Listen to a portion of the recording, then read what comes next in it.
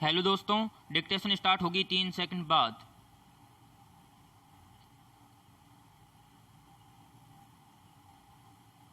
Start.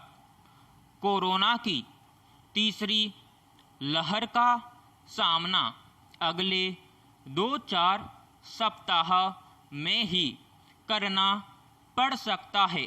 Maharashtra में महामारी से निपटने के लिए बनाई गई टास्क फोर्स ने मुख्यमंत्री उद्धव ठाकरे को ऐसी रिपोर्ट देकर देश को सकते में ला दिया है, क्योंकि अभी अभी ही दूसरी लहर के चंगुल से निकलने के बाद लॉकडाउन में छूट मिलनी शुरू हुई है और आर्थिक गतिविधियों में तेजी की उम्मीद बंधी है। टास्क फोर्स की चिंता का विषय कोरोना का डेल्टा प्लस वेरिएंट है, जिसके बारे में अभी हमें यह भी पता नहीं है कि इस पर टीके का कितना असर होगा। पैराग्राफ। डेल्टा प्लस वेरिएंट का 7वां मामला बुधवार को मध्य प्रदेश में सामने आया है।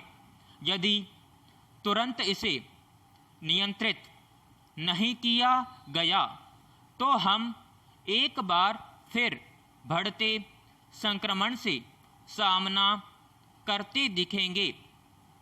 आर्थिक गतिविधियों के ठप होने की चिंता तो है ही, यह भी कम चिंतित होने वाली बात नहीं है कि तीसरी लहर में दूसरी लहर के मुकाबले 2 गुना तेजी से संक्रमण की आशंका है। यह भी आशंका है कि इस बार करीब 10% बच्चे इसकी चपेट में आ सकते हैं। टास्क फोर्स को आशंका है कि सिर्फ महाराष्ट्र में ही 8 लाख सक्रिय मरीज हो सकते हैं, जो दोनों लहर की तुलना में काफ़ी ज़्यादा होंगे। राज्य में पहली लहर में 19 लाख लोग संक्रमित हुए थे और दूसरी लहर में करीब 40 लाख। देश में महाराष्ट्र सबसे ज़्यादा कोरोना प्रभावित राज्य है। यदि आशंका सच साबित हुई तो तीसरी लहर में 80 लाख से ज़्यादा लोग सिर्फ महाराष्ट्र में ही संक्रमित हो सकते हैं। संक्रमण फैलने पर यह सिर्फ महाराष्ट्र तक सीमित नहीं रहेगा।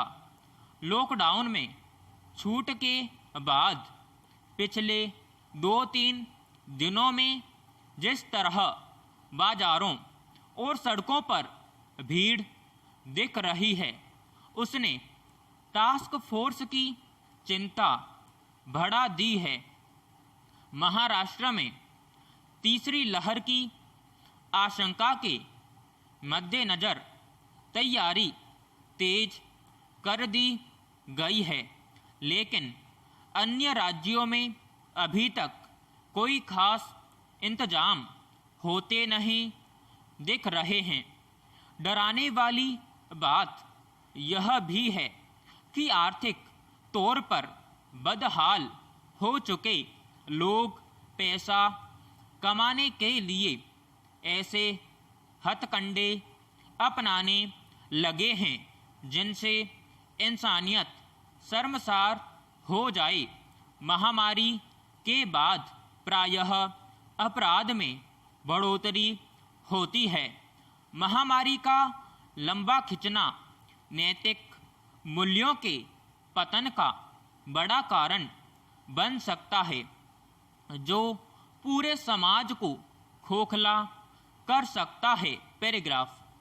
मुंबई की हीरानंदानी हाउसिंग सोसाइटी में टीका लगाने के नाम पर की गई धोखाधड़ी ने हमें यह सोचने पर विवश कर दिया कि आखिर वे कौन हैं जो चंद रुपयों के लिए बड़ी संख्या में लोगों को मौत के मुंह में धकेलने से भी बाज नहीं आए।